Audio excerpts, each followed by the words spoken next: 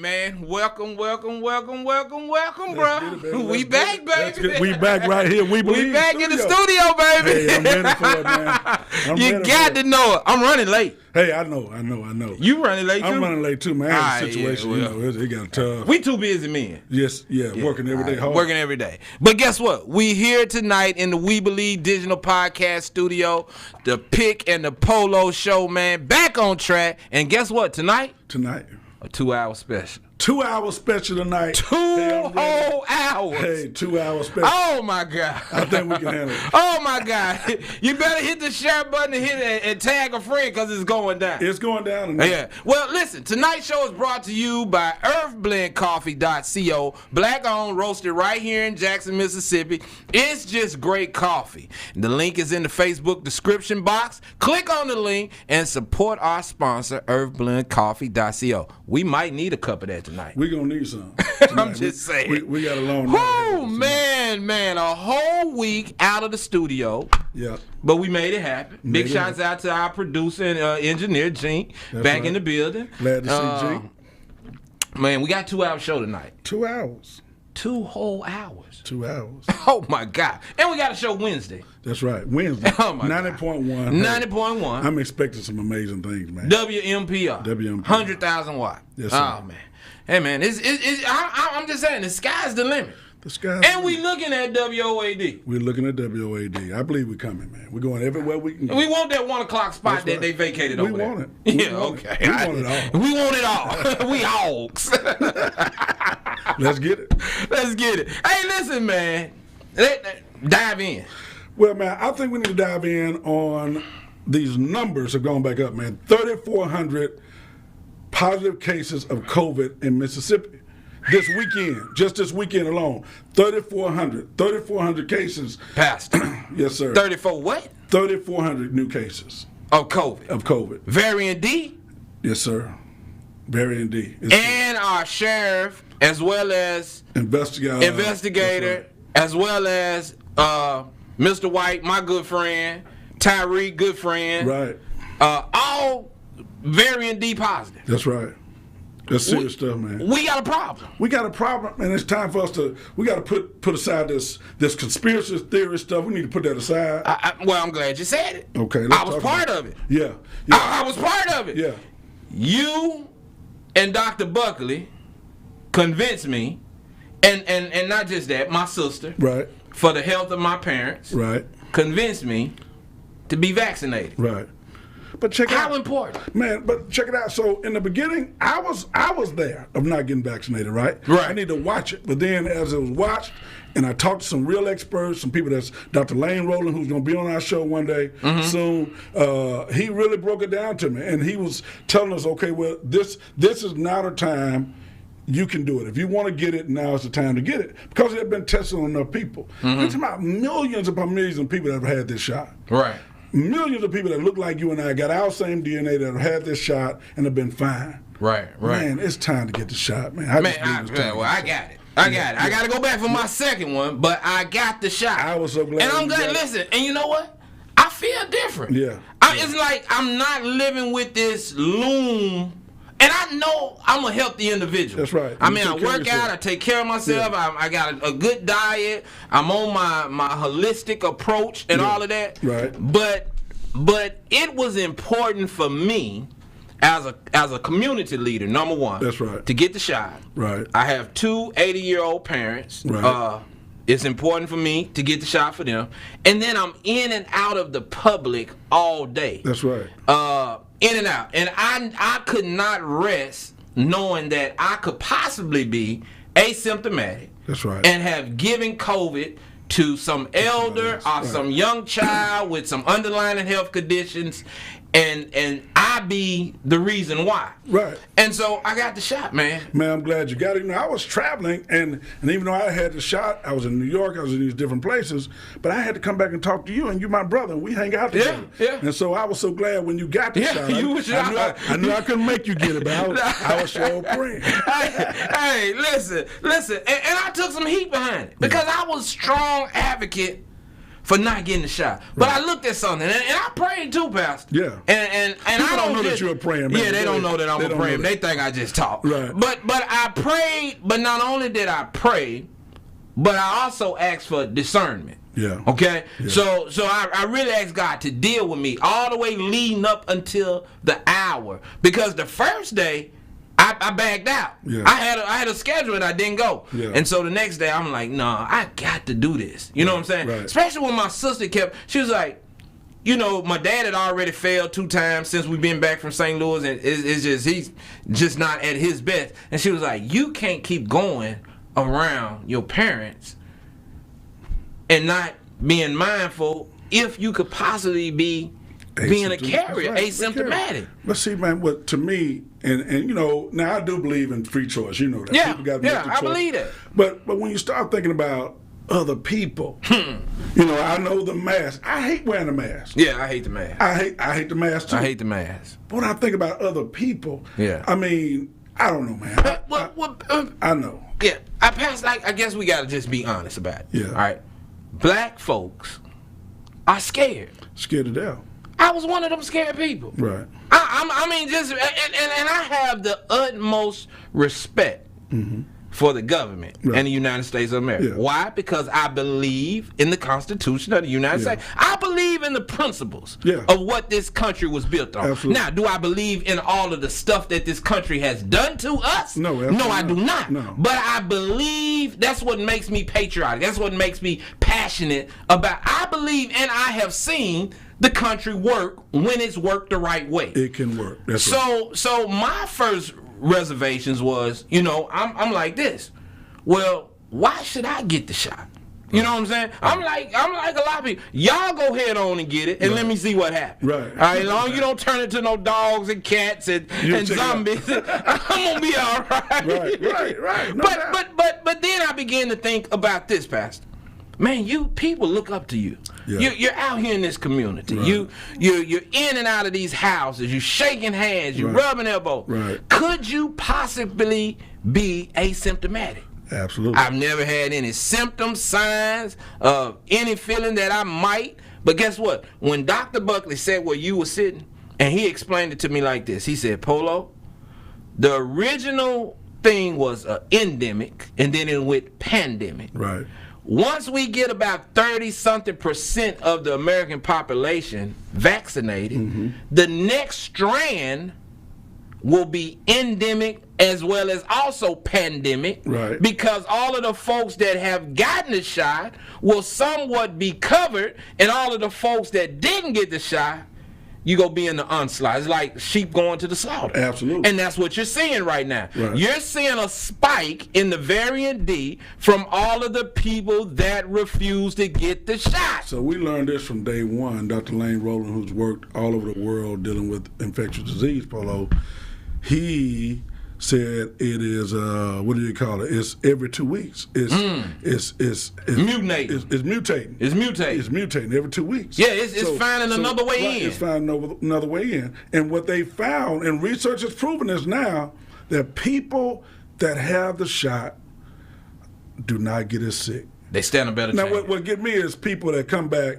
and they pick out this one case or these 2 cases and say, well, this person, well, they're going to be some of that as long as you're dealing with different people. But when you look at real numbers and real people, man, our first responders, our hospital workers, these people that's putting their life on the line, I think we owe it to them, ourselves, our family members, and other people to get the shot. This the one time you go hear me say big shots out to Joe Biden. Yeah. President Biden signed today that all DEA and I think some other type of law enforcement officials gotta get it. Mandatory. VA, gotta VA, mandatory, gotta get it. Yeah. And you know what? And this is what I always say, and I'm gonna say this and I'm gonna transition because I feel the same way about Black lives. When a life is on the line, leaders have to make tough decisions, man. Wow. Listen, when lives are on the line, and I'm gonna use that later on in my segment. Yeah. When lives are on the line, and lives are on the line with black people all across this country with gun violence. Right. All right.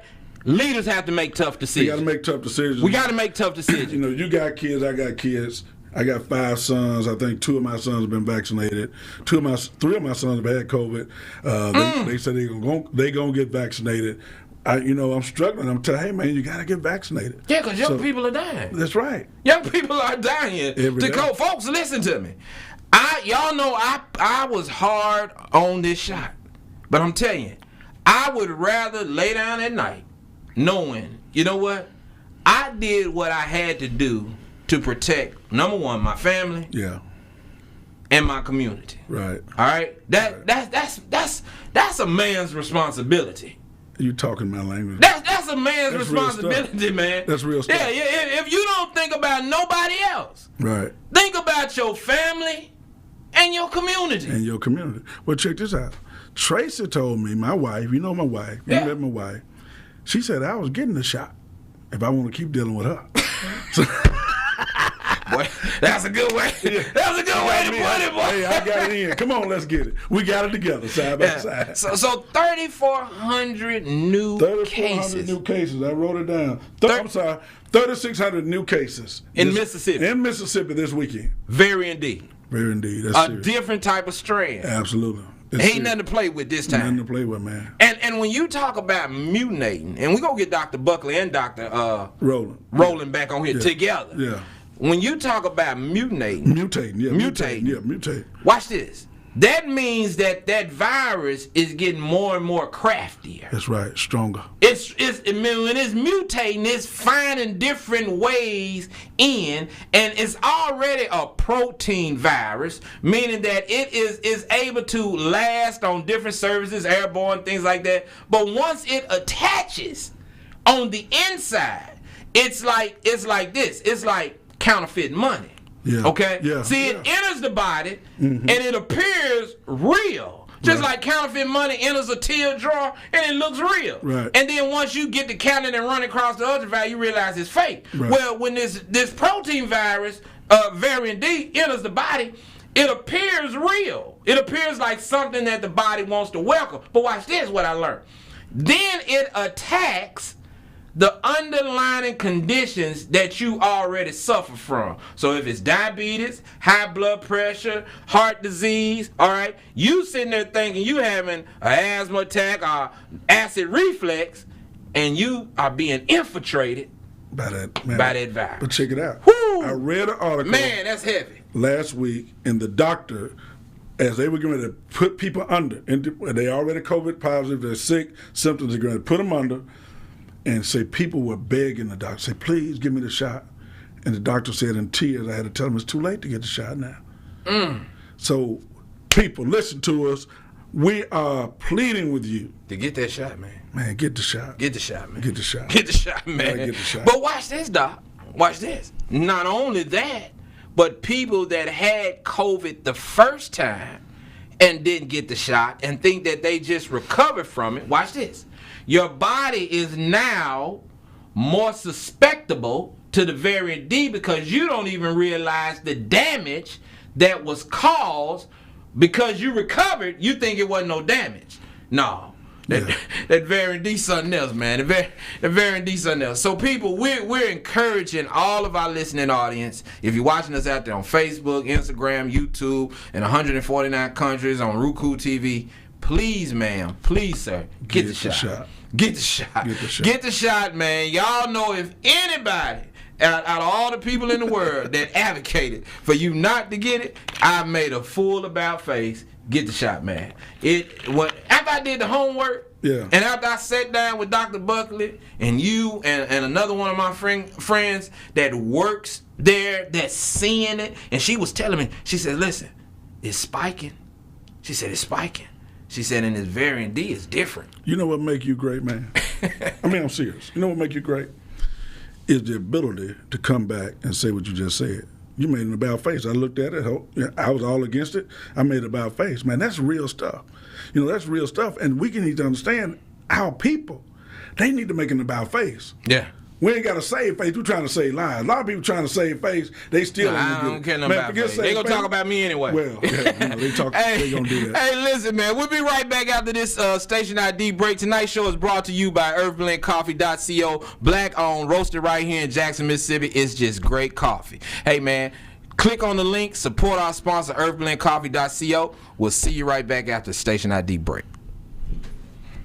Have you had your Earth Blend coffee today? At Earth Blend Coffee, we take pride in offering you the very best of beans across the world, blended and roasted to perfection, giving you superior quality and satisfying and flavorful taste. Experience the world in one cup with Earth Blend Coffee. To order, visit earthblendcoffee.co now.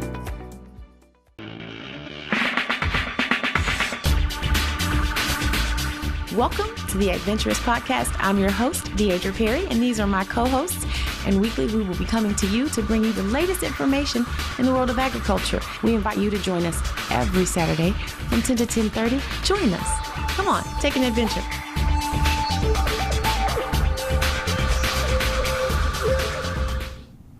Hey, man, welcome back to the most thought-provoking, most talked about podcast and radio show in the whole entire state. It's the Polo and Pig Show, live right here from the We Believe Digital Podcast Studio. Yes, hey, sir. man, we on this shot. Yeah. Listen, I just looked at our comments in the break. Yeah. All right, one of my homeboys said this, and I love this dude, man. Me and him ride out together. My boy Star Mike says, I don't care if it protects or not. Regardless, you shouldn't be forced to put anything in your body that you don't want. Right.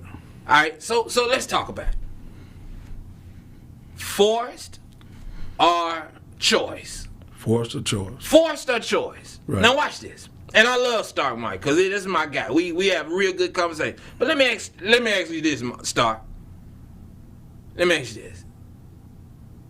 You ain't forced to drink either. Huh?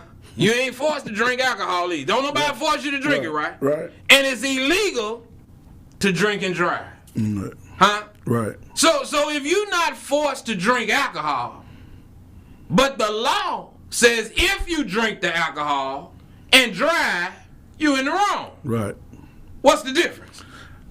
I mean, I'm just saying. I'm just saying. That's a hell of a scenario. Man, it is. And check it out. I mean, because I've had those conversations with some people very close to me. I won't call their names. Yeah. And, you know, this ain't about me for, against, all that. They smoke weed. Yeah. And they smoke weed, and, hey, it's cool. They buying weed. They don't know who growing the weed. They don't know where it's coming from, all that. But they smoking it, right? They're not growing it themselves. Wow. It's coming from somewhere else. Right. And you putting it in your body. You putting that in your body every day. Forcing you. Every day. Nobody forcing you. But a vaccine that millions of people are taking, people's lives are being saved, and that's your argument. Should nobody be able to force me to put it in my body? And you're right. We can't, in our country, we can't force them. However, because of this, it's the same way kids get vaccinated before they go to school and all this stuff, and we crossed all those bridges. Well, there are certain jobs that now the government has put in place and certain things and certain companies where you got to take the shot. And can't nobody force you to do it, but guess what? You can't work there. You can't work there. You got to go work somewhere else. Watch this. And so, you know, we've talked about this before. Legislating morality. Right, right. Are we on the cup of legislating morality? Right. And Pastor, I'm all for it. Because once again, and this is what I say, if I can save your life, man, you've had this conversation. You know, if I can change your life, if I can make life better, all right? The government is not forcing you to be on HUD. The government is not forcing you to be on food stamps or none of that, but we take all that. Right. We take all that in open arms. Right. Okay? So knowing that many African Americans have this concept about I don't trust medicine, especially black men. Mm-hmm. Black men, you ain't even got to talk about taking no shot. Right. We don't even want to go to the doctor. We want to get checked. You won't even get checked. Yeah. You know what I'm saying? You be walking around here with prostate. Right. We won't even go get it checked. Right. All right? So that's a whole culture issue right. that we have. But I say this. If you're working in a certain entity and you're in contact with people all day, man, listen, I don't care who run the company. Make them take the shot or they can't work there. Absolutely. I think this we got. Make them take the shot or they can't work there. You think about some people, and they got older parents. Like you say, you have older parents. So if their parents were in a nursing home or in somewhere where somebody's having to come take care of them, home health maybe, would you not want that person to be vaccinated before they go take care of your parents? I mean, see, our reasoning on this thing to me is just so convoluted in my mind. Well, where does it come from? Man, I understand, and I know I'm gonna get in trouble right here, and you're gonna snap me up. I do understand our hesitancy on things that happened many years ago. That was many years ago. Man, millions of people. Man, we gotta save lives, and I'm begging people at this point. I'm every Sunday after my altar call. You know what my call is? I'm looking at my people saying, "Get the shot." So, hey, I think we got to keep pushing. Nobody's called in. You thinking about when we call in? Yeah, well, the call-in line is open. 1-800-492-5186. Our comments are jumping, but hey, y'all can call in. 1-800-492-5186. But listen, I'm gonna say this. And I'm reading some of the comments, trying to read them and not be disrespectful while we're on live.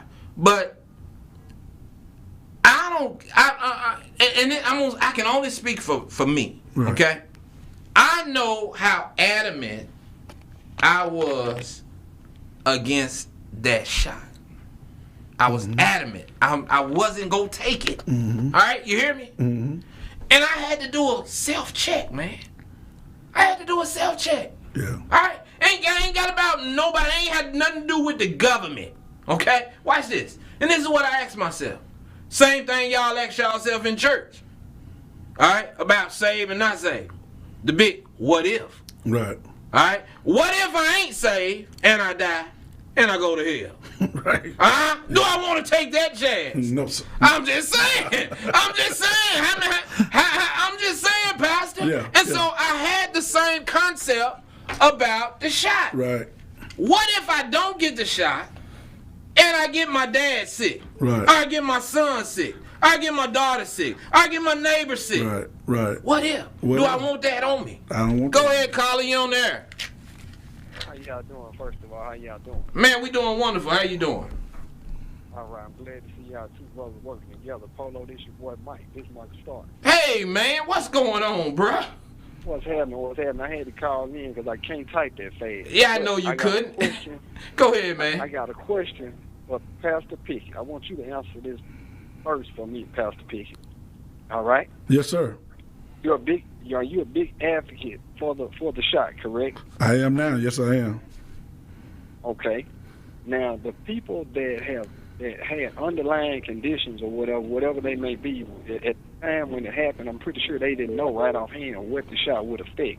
But the people that have underlying conditions and that shot has affected them, and those people passed away and died from that as a result of taking that shot, what can you tell the same people that you advocated for this shot for? What could you tell them?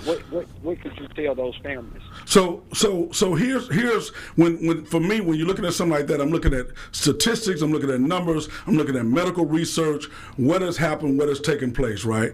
So a person with underlying conditions, which I say this all the time, I tell people, if you have underlying conditions that your doctor recommends that you don't get the shot, then follow the direction of your doctor, keep yourself safe, get frequently tested, always wear a mask. But because it's inexact, I mean, it's nothing, brother, I can say because it's inexact. All I can do is look at the fact that research says this is the best road forward for most people. And when you boil that down, the numbers, and please take me right because I don't claim to be a medical professional, but the numbers say less than 0.0001% of people that get the shot will actually be ill-affected and possibly die. Okay. Now I hate to sound selfish, but I'm saying if take for instance yourself, and let's be honest, Pastor Pickett, if you were in that whatever you just said, .0 whatever, if you were in that point number, or your mother or your father was in that point, and they died from that, you mean to tell me you would still be advocating, telling people, get the shot, get the shot, get the shot? Not, and it's, I mean, morally, regardless, however you look at it, it's against, it's infringing on people's rights. Because say if you are a person and you are correct, or if you adamant about something, say everybody, it's going to be a lot of times, a lot of people going to be against what you're saying. Sometimes you're going to be right. You got to stand alone. You going just cause everybody else saying do this and do that. There's going to be things out there that you need to stand up for yourself and stand your ground. Right. Because if this stuff, ain't none of us that's advocating for the shot. All of this is going off of research and all those type of mess. But we do not absolutely know that for ourselves. Stop. Going on all of that research and whatever, that's all what somebody else told you. Well, Stark, let me ask you this, homeboy. Let me ask you this, though. Let me ask you this. In all of our defense, let me ask you this. Mm-hmm. You like to have a drink every now and then, right? I honestly, Polo, and this is the honest to God truth. I've never drunk anything. Okay, that's right. I forgot you don't drink. All right, but you like you know people that do drink, right? Correct. And that's their choice, right? That's their choice. Okay, but to drink and drive, the law says even though it was their choice, it was their freedom. They had to drink in their house, in the privacy of their home, and if they had 5, 6, 7 drinks, they did it in the privacy of their home, didn't bother nobody. But the moment that they got in the car and drove under that private drink that they had in the privacy of their own home, no matter how many it was, they are breaking the law. Now, watch this.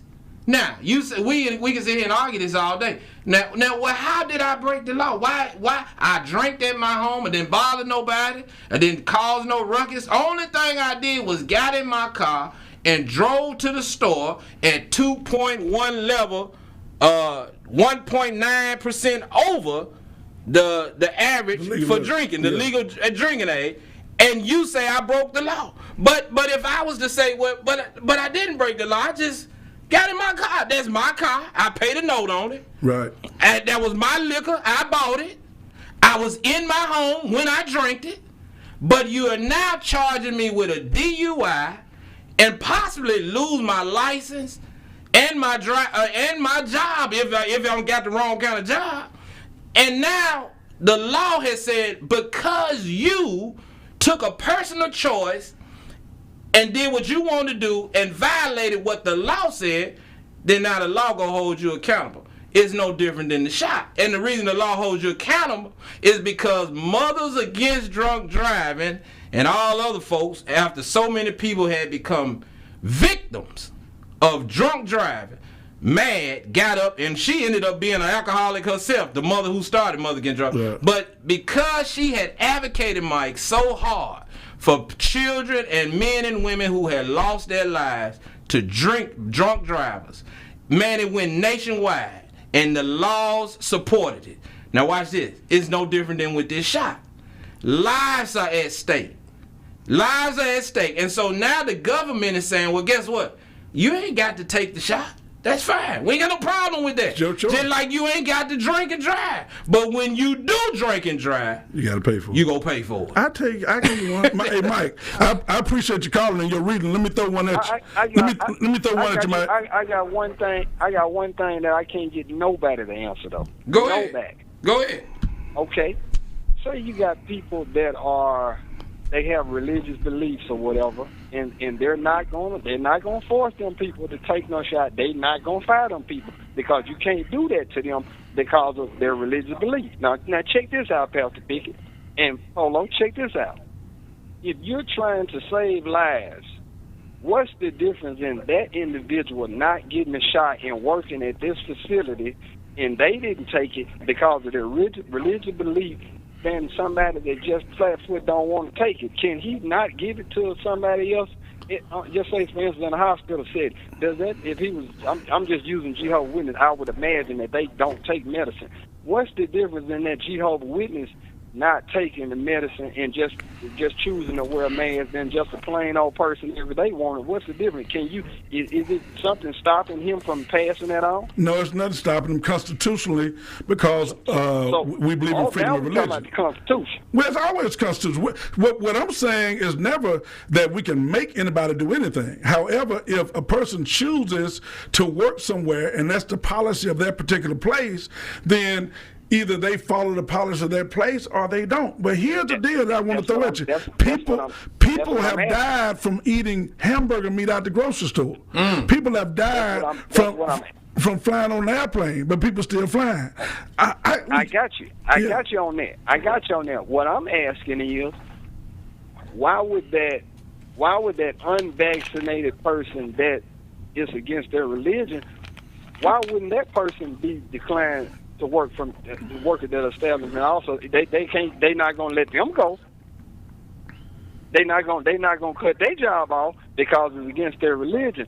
But why would you do that to somebody that just doesn't feel comfortable putting something in their body?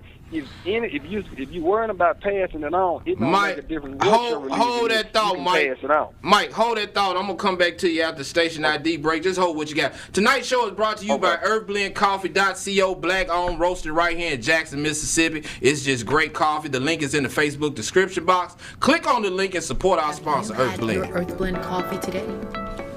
Hold what you got. At Earthblend Coffee, we take I got you. pride in offering you the very best of beans across the world, blended and roasted to perfection, giving you superior quality and satisfying and flavorful taste. Experience the world in one cup with Earthblend Coffee. To order, visit earthblendcoffee.co now.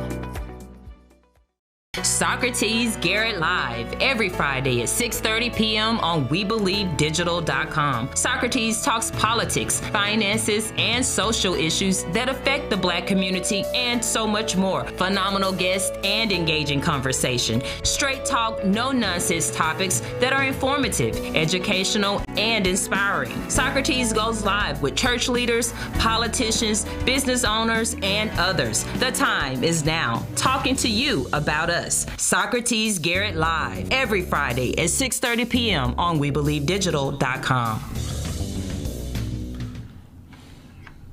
All right, man. Welcome back. We got my man Mike still on the line. Mike, go ahead, man. It's all yours. Well away.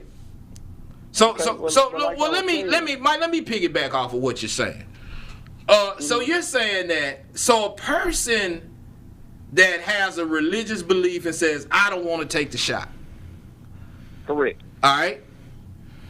And that person is on a job, and the job says, okay, well, based on your religious belief, you don't have to take it. And we're not going to terminate you. Correct. Okay? And then you say another person that says, well, I don't want to take the shot, and it's just because I just don't want to take it. And they say, well, we're going to terminate you because you're not taking it based on a religious belief. There you go. Okay, and I get that because I've experienced that in the Mississippi Department of Corrections when certain people don't eat certain things based on their religious belief. The Department of Corrections has to provide based on religious belief. That's a 14th Amendment. Right. I want to say 4th. I don't want to be wrong because Brent Hazard might be watching it. If I quote wrong, he'll say I was a terrible student. Right. So I want to think that's part of the 14th Amendment of the Constitution. But Mike, watch this. Even though they quote the religious belief, and the company says, okay, well, we'll let you stand on that right there. The company still has a policy, if brought before the Fifth Circuit, meaning the Fifth Circuit of Supreme Court, that Fifth Circuit would rule, most likely, in favor of the company based on policy. Right. And what you'll find out will happen is that the company will say, well, when you signed up, Dwayne Pickett, with this company, we provided you with a handbook. With the policy. With the policy. Right.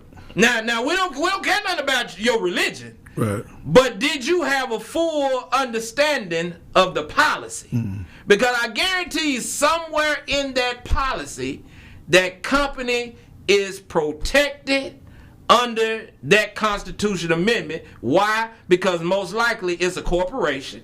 All right? And corporations understand the inner workings of the Constitution and how to make sure that people like this individual, that this hypothetical individual does not use the Constitution against him. And I'll tell you that why. I know a fella that just filed a lien on an FBI agent, right? The FBI agent was part of a case that arrested this young man. Right. Well, the young man found out the FBI's agent's name and turned around and put a lien on his property and his business. Watch this. The FBI turned around and charged that individual with retaliation on a law officer. Now, in the state of Mississippi had never in their life heard of an individual putting a lien on an FBI. Right. All right, that had been charged. This individual had been charged with a crime. He turned around and filed paperwork. And what it's called is, most of these guys are sovereignty guys. They know the inner workings of the law. And the FBI says, well, you know what? Now, we used to couldn't charge you guys with this. But because so many people had learned how to manipulate the workings of the Constitution and was shooting it back against the government then created a law that if you use this type of lien on a law enforcement officer, you would not be charged with retaliation against a law enforcement officer. Man, let me ask you this. And I know Mike is listening. I know some other callers trying to get in. I want to ask a question, and we got to move on because 26,000 students are going to come back to JPS or coming back to class in Jackson Public Schools. Many of our little children are headed back into school, right? Man, what about the best thing for humanity? The best thing for humanity is for as many people to get that shot in the arm as possible.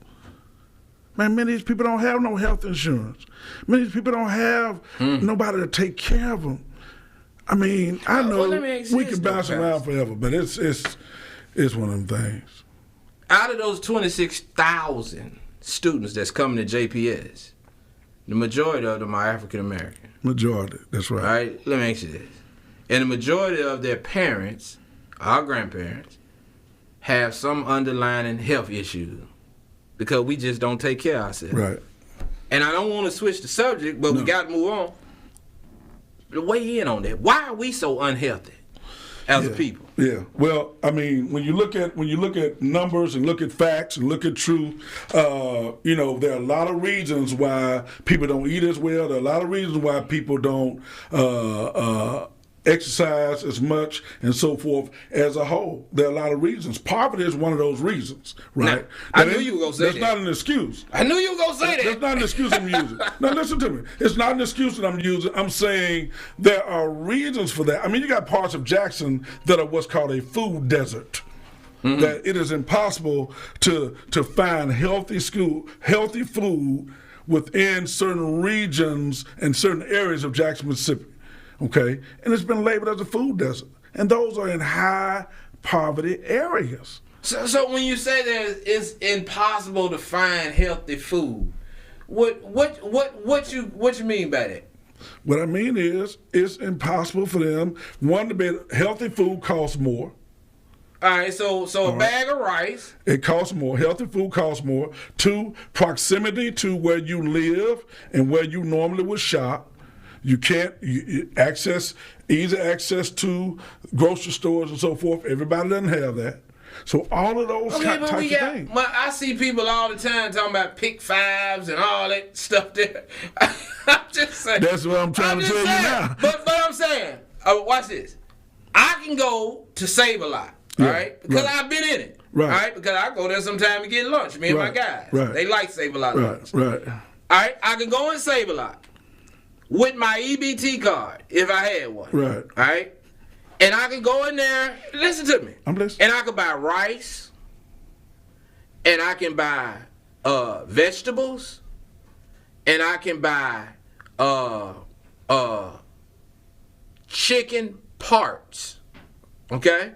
I can buy cabbage. All right? Now, I can take those same chicken breasts, and I ain't got to fry them.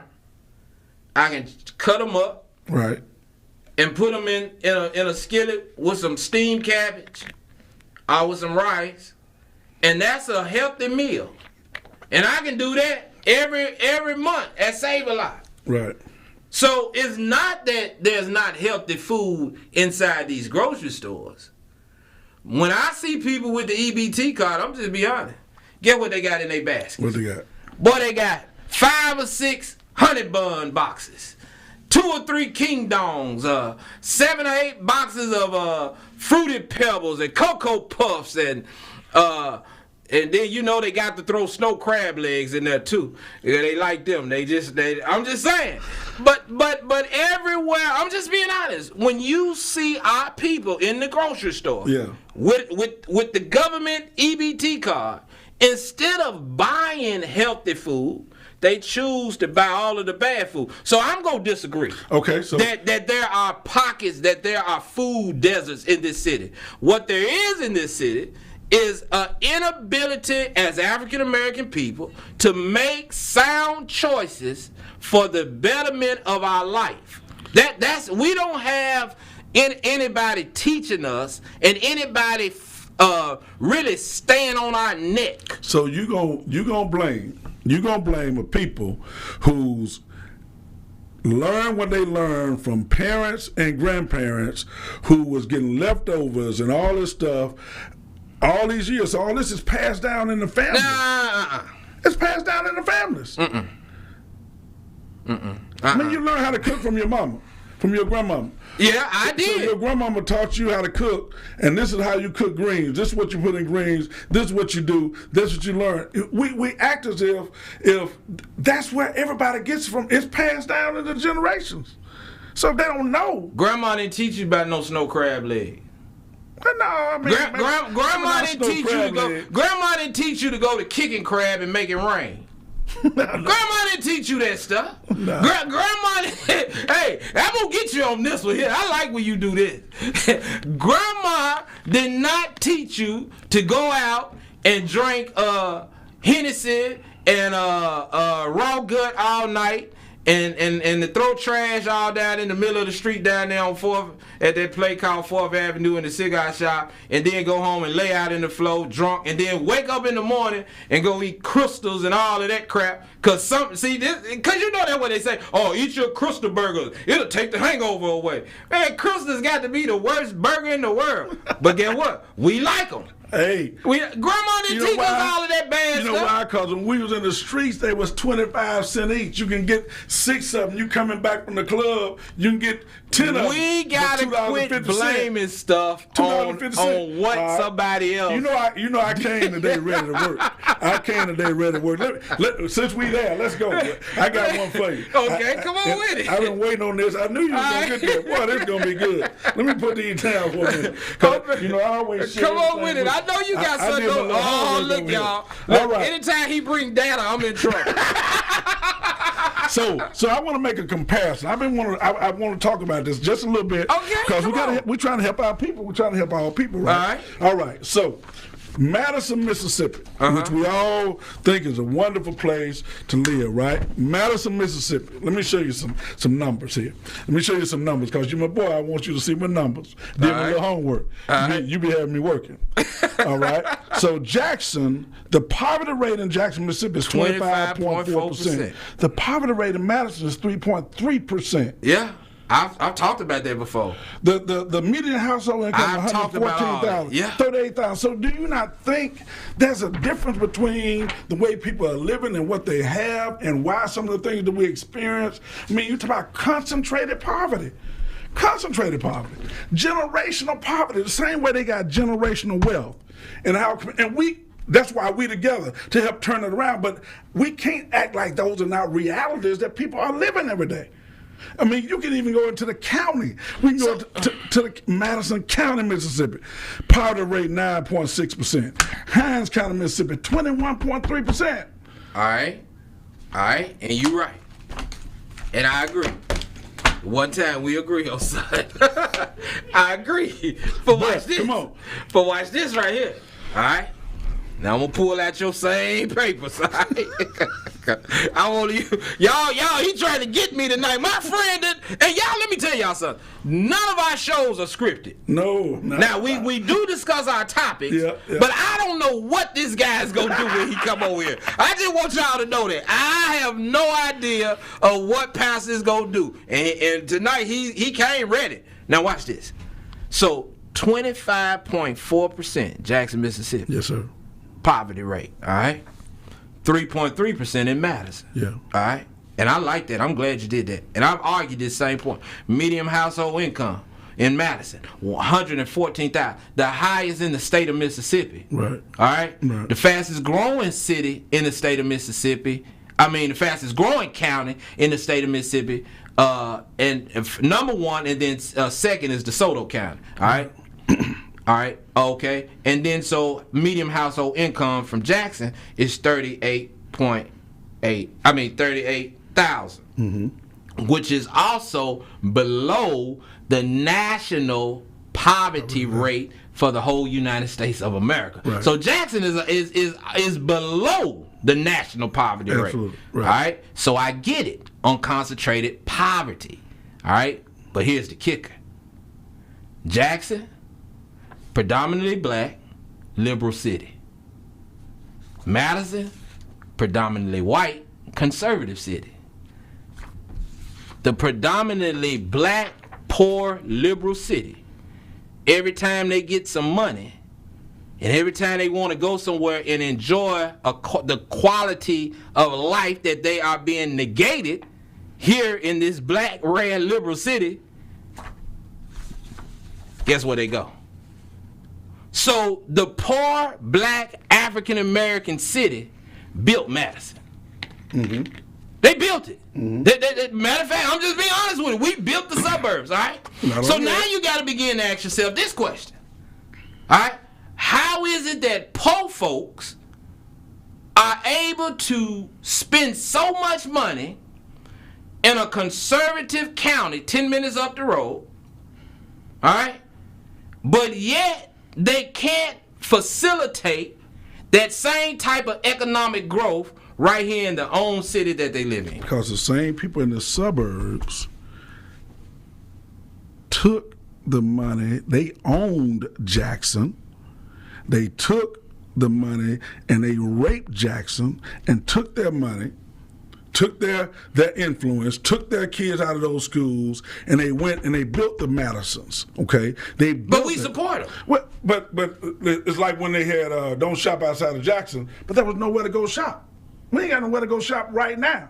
Okay, but we didn't own those places, Polo. We never owned that because of history, and we ain't gonna get all into history, but historically, we didn't own that. Jackson was controlled by white people. Influential white people. Influential white people. But when I challenge you this. I challenge you right now, if you took up and coming, rising black individuals who've been around, who built some wealth and done some things, you can take that group of people and you can find 25,000 people that look like me and you, who you can go build a city anywhere else, would be just as influential and just as much money as Madison has. Matter of fact, some of those 25,000 that's helping make that look like me and you.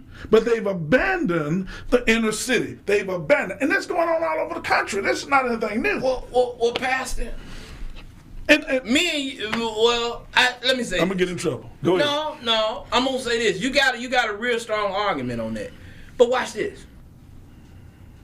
The only reason I'm here is out of love. Mm-hmm. Because I had abandoned too, and almost ready to abandon again. Mm-hmm. And I'm going to tell you why.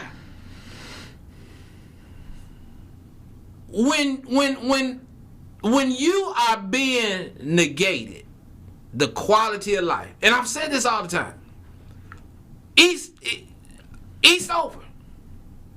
Rolling Meadows is a rock throw away from the fortification bridge. Yeah.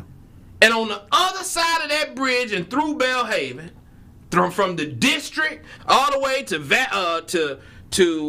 Highland Village and on back, is a different life. It's a different life. When I tell you, man, and they only make up 9.79% of the population of the city of Jackson. Meaning the conservative Caucasian. And this is where I'm finna go with this. The conservative Caucasian is able in the city of Jackson that looks totally run down. All 5 of the wards that are predominantly African American look like a pig pen. All right, and the 2 wards that are ran by white conservatives have work and construction going on. There are small pockets, but they're slowly flushing them out too of disparity. Watch this, and the African American liberal that is governing this city refuses to enforce ordinances and codes in black communities that would save this community. Okay? So when you talk about white people took the money, they raped it, no. White people did what white people were supposed to do. They went somewhere and got representation for their tax dollars. All right? Eastover is in Jackson. It don't look like it. It doesn't look like it's in Madison. Okay? Fondren is in Jackson. It don't look like it. It's starting to look like it's a whole nother part of Madison.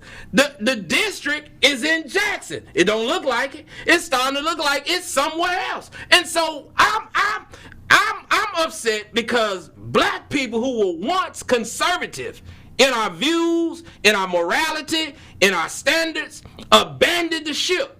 And when we abandoned the ship, we decided to blame it on white folks for abandoning the ship. But the only reason the white folks abandoned the ship is because the Negro decided, you know what? I want this liberal left agenda. I want the freedoms and the rights to do whatever I want to do without any type of consequences, because that's what we got right now. And so white folks said, well, you know what? We don't want to live like that. We want to live with some type of moral code conduct. We want consequences to be served on elected officials that we have elected that don't do their job. And so we're going to take our monies and we're going to go somewhere else where we can get that. And it's no different than the black person that gets $1 and decides to move to Madison County. And you know what? And guess who continues to suffer? The poorest of the poor. The poorest of the poor continue to suffer, and those that could help do something about it don't do anything about it. And it's a sad narrative when you look across, because, you know, black people have never been monotone or never been one way. They're conservative black people, they're liberal black people, right?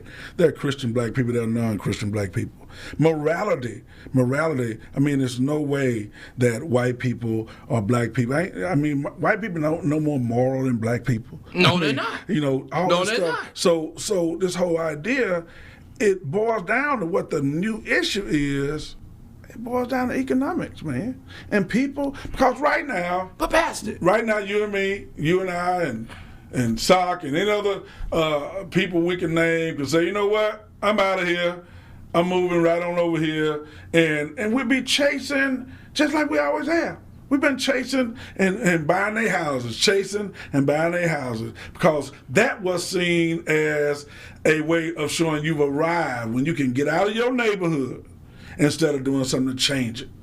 I don't know, man. It's a touchy thing. Pastor, let me ask you this. In all honesty, I believe you would, because you spend time with me. We spend a lot of time together lately, and you learn to trust me, and you know me now, okay? So let me ask you this.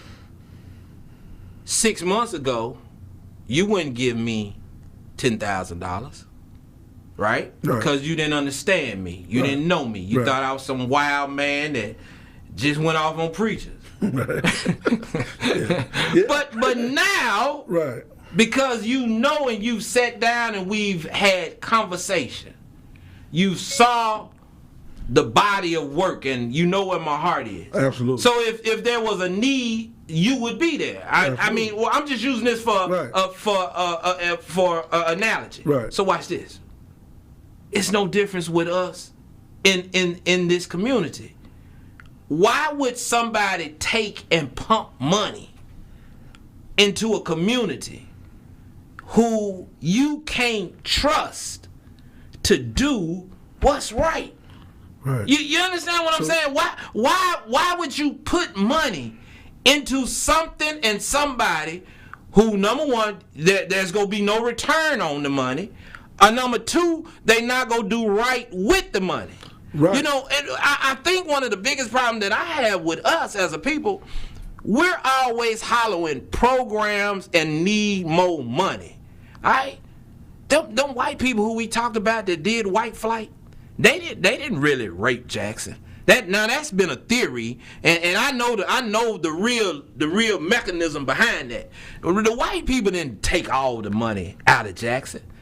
What they took out of Jackson was their influence. Now with their influence, the money left, all right? But they didn't personally go in the bank and take money. They didn't personally go down to City Hall in the slush fund budget and take money. They didn't personally go over to the DA office and rape it of money. No, they didn't do that. They took their influence. They took their civic-minded duties and went to Madison. They went to Rankin. They went to Brandon. They did more than that. They bought up houses and they rented them out to people that couldn't do anything. And they rented those houses out to people, and they didn't take care of them. They had holes in their floors, and they did not care about the well-being of everyday people. And they owned that property. And you know how I know? Because I've been here now for a while, right? Yeah. And our church, when I came here, it was right behind Baptist Hospital. And you know what? Wealth was on one side of the street and poverty was right back there in Midtown.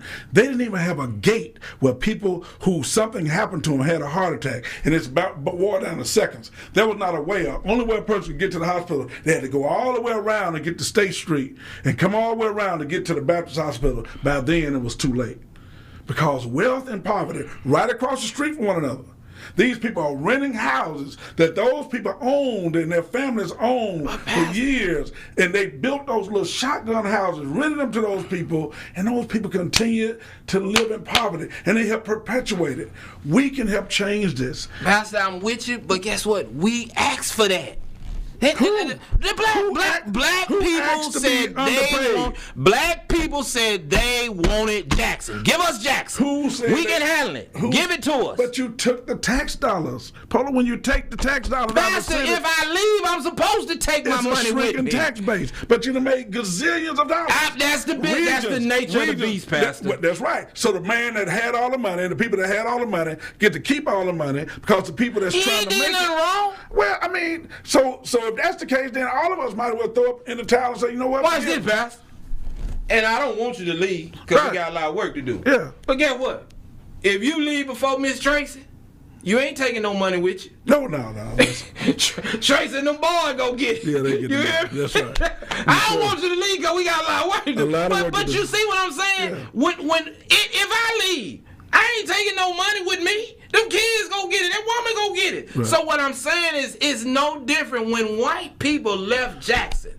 They took with them their influence. They took their money. They did what any other smart businessman or family man would do. Now watch this. And I get what you're saying. And they left behind the settlement, the remnant. I'm going to use my business name because that's what it is. They left behind the remnant, meaning the leftovers of what they once had, which was South Jackson, which was over there by Callaway, Whitley, right. Woodhaven. The only one true black neighborhood where black folks was built for black folk was Presidential Hills, all right, Vernon Addition, Georgetown, Bel Air, Shady Oaks, and Dutyville, and the Washington Addition, which is a historically, watch this, black community. It's on the National Register. It had one of the first black post offices in the state of Mississippi. Now watch this. you don't hear not one black individual advocating to make the Washington Addition a historical district like the white people just did in Fondren. Why are we not advocating that the Washington Addition or even Georgetown be labeled a historical district and receive bond money and federal funded money to build it up? Why we got a count? We had councilmen that been over there 20-some years, ain't advocating for none of that. But yet, watch this. They'll have an event with the can man over there. You got the can man sitting on Valley Street in the heart of the African American community, and not one African American legislator, leader, representative, council member, mayor, or nobody has said, you know what, that's not right. That's not right. It's on us, man.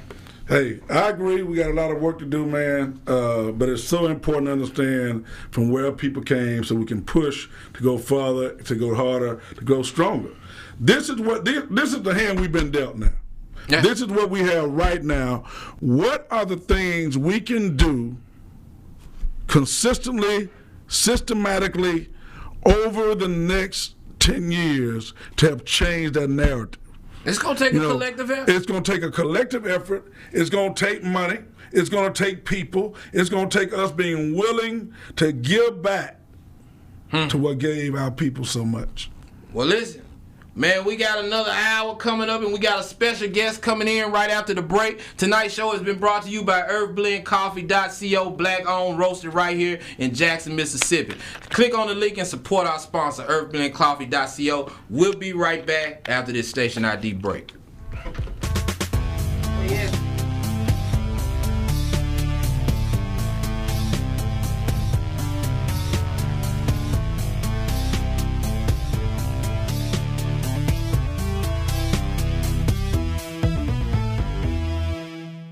Hey family, this is Pastor J.R.D. Stuckey and Pastor Jonathan T. Phillips Jr. And together we are the hosts of The Doors of the Church Are Open right here on WeBelieveDigital.com. And you can meet us, greet us, and be a part of this platform, this conversation every Thursday at 6:30 p.m. We're ready to talk about those things that's going on in our churches, around our churches, what we believe, what we feel, those taboo conversations that people really, Pastor, just don't want to deal with. So every Thursday right here at 6:30, join us where we're going to talk about what's going on with the doors of the church are open.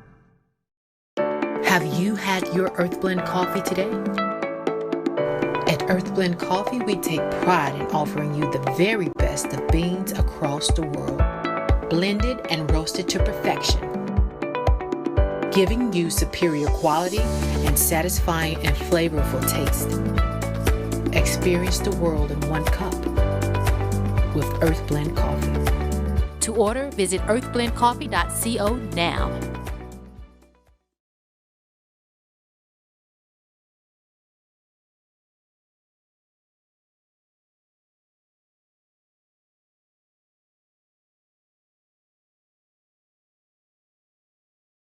And we are with our special guest for the night, the man of the hour, Mr. Socrates Garrett. Welcome to the Polo and Pick Show, sir. It's good to be here. Man, we are glad you are here, and as you can see, it's hot, it's heated in here. We gonna just keep it rolling. Mr. Garrett, 40 years in the business. Yeah. You've been doing business for 40 years. Absolutely. And I'm sure you've been in the studio room, you've heard some of the earlier dialogue. That's right.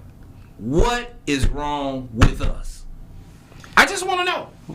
That's a real interesting question as to what's wrong with us. You know, if someone could figure that out, you know, they would save the whole universe, because it seems as if we're on a downward spiral as a country and as a race. So I don't have the answer to that. So, but I'm saying, Sock, you 40 years in the business. Right. You've dealt with blacks, you dealt with white. I'm sure you've dealt with Indians. You've dealt with all type of people. You've had multiple business. Mm-hmm. Here we are in 2021. Mm-hmm. All right. Mm-hmm. Gun violence on the rise among African American people.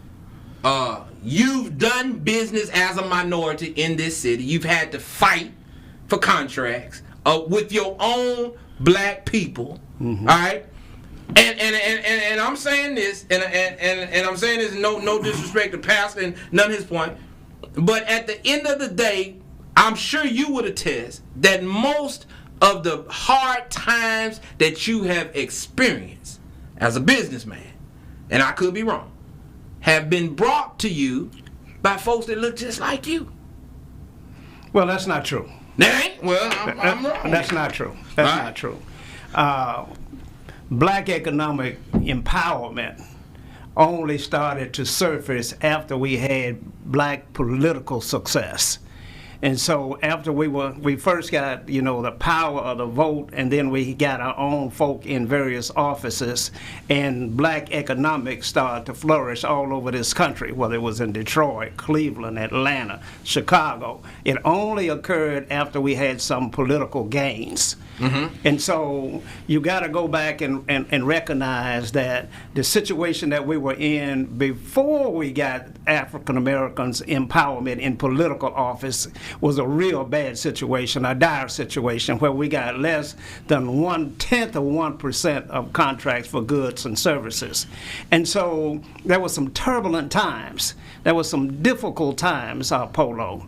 And you can't forget where we came from, and in Mississippi in particular, how difficult it was and how treacherous our white brothers had been during that time, and the suppression and the violence that occurred on African Americans throughout that entire period of time. You got to go back to Ross Barnett. You got to go back over there to George Wallace. You got to go back and recall exactly what we were up against as a people trying to survive. Now, we had a little success because we were captured with ourselves, and we could trade with one another because we had no other outlets. So you had a Ferry Street that flourished, and you had a Buttermilk Bottom that sprang up. And so you had pockets where black folk were doing well because they were trading with one another. And so we kind of lost that. But don't forget our history. And then we move into what you're talking about today, is why are we doing bad now when we have African American leaderships and there is no difference in our economic empowerment that exists here today? Now that's a question that we got to go back and we got to really deal with. We wouldn't have gotten here without African Americans. I get that. And we're not going to be successful without them. But we got to make some changes. We got to change some behavior. We got to change some ideas, some concepts, some tactics. We got to put some things on the table that makes a difference, and that's where we are today. Now, I'll just close it with this. I tell people all the time, what we see now in the African American community is not voter apathy.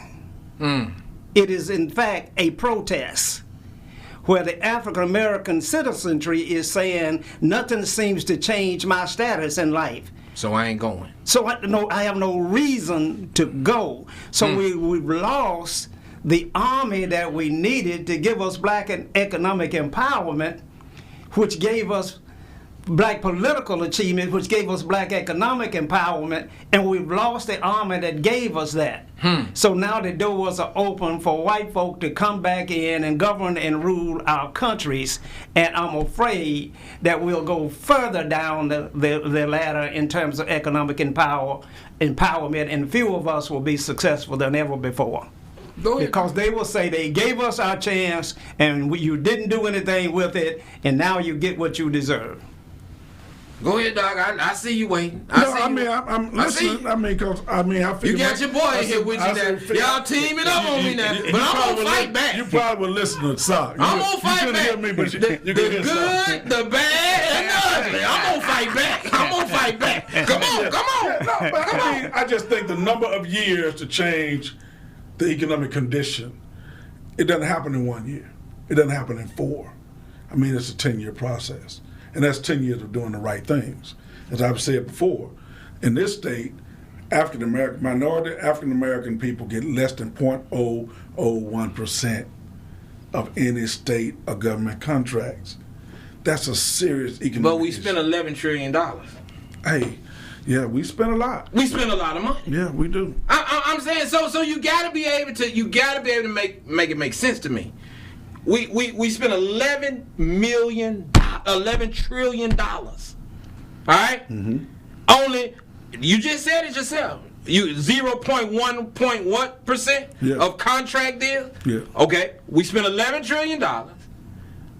We only reciprocate about 2% of that back into the African American community. You go blame that on the white man.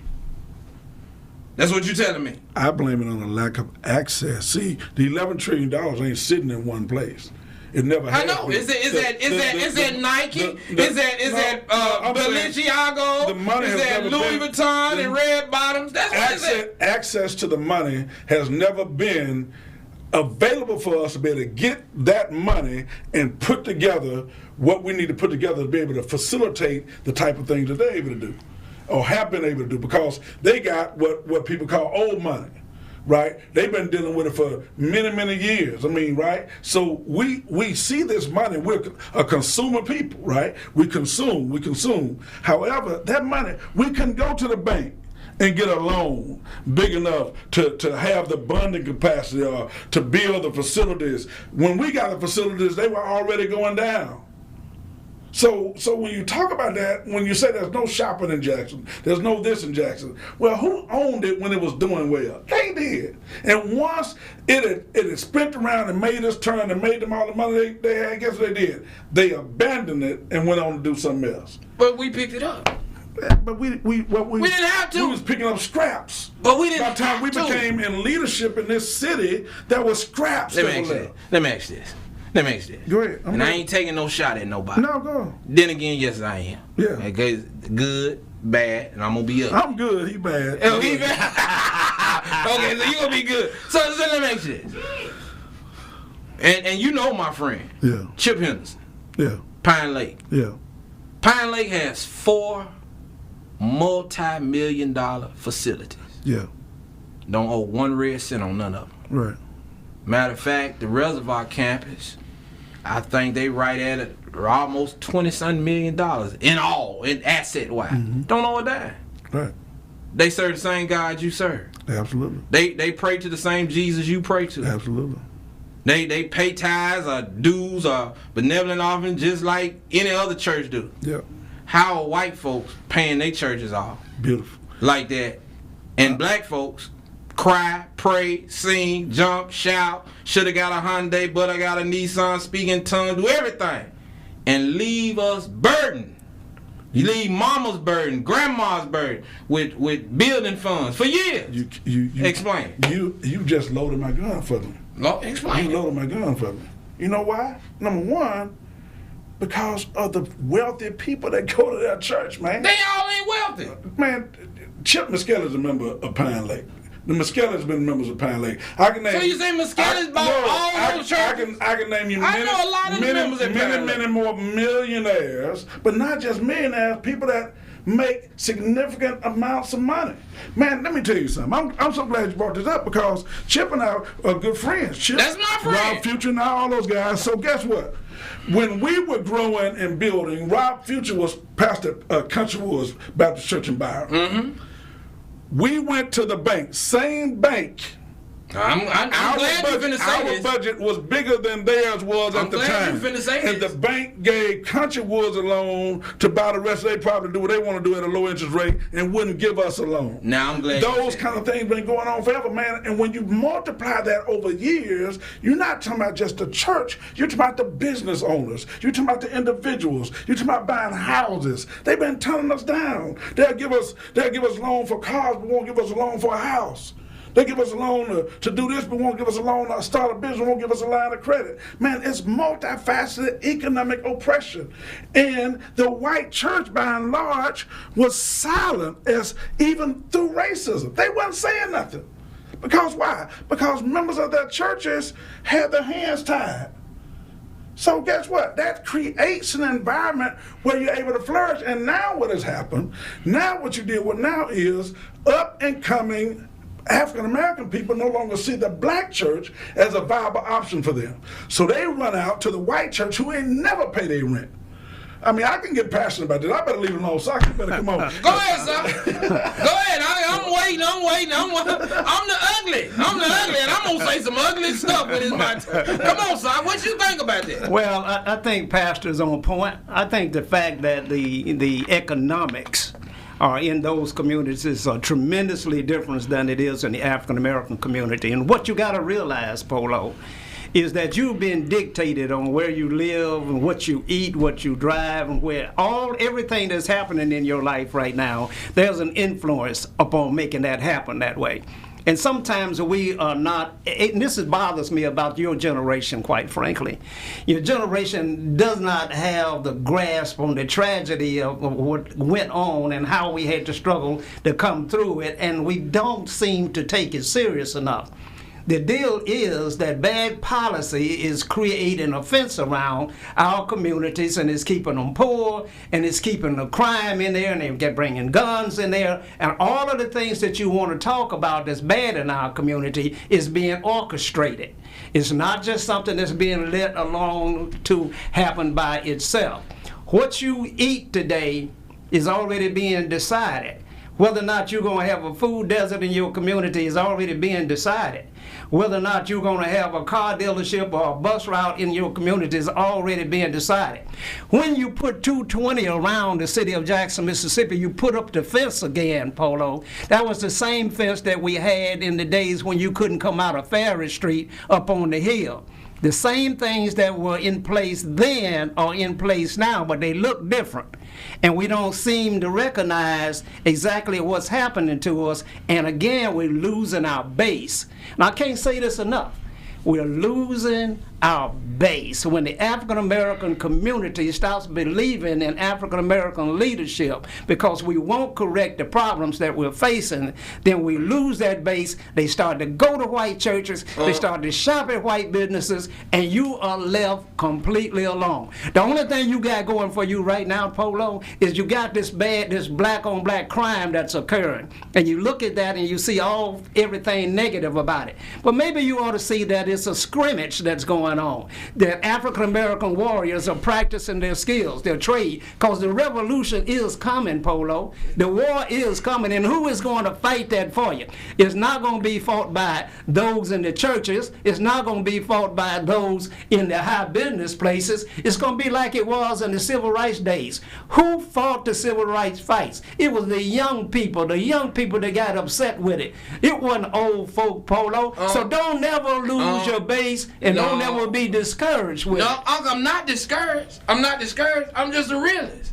I'm a realist, and I don't know, as much as I love the two of you, because I've learned a lot, I don't understand how you could sit here on this podcast and say to this listening audience that what we go eat tomorrow is being orchestrated by some. No, that's a lie, huh? What I'm gonna eat tomorrow is gonna be orchestrated by me. But guess what? But watch You this. just said And guess what?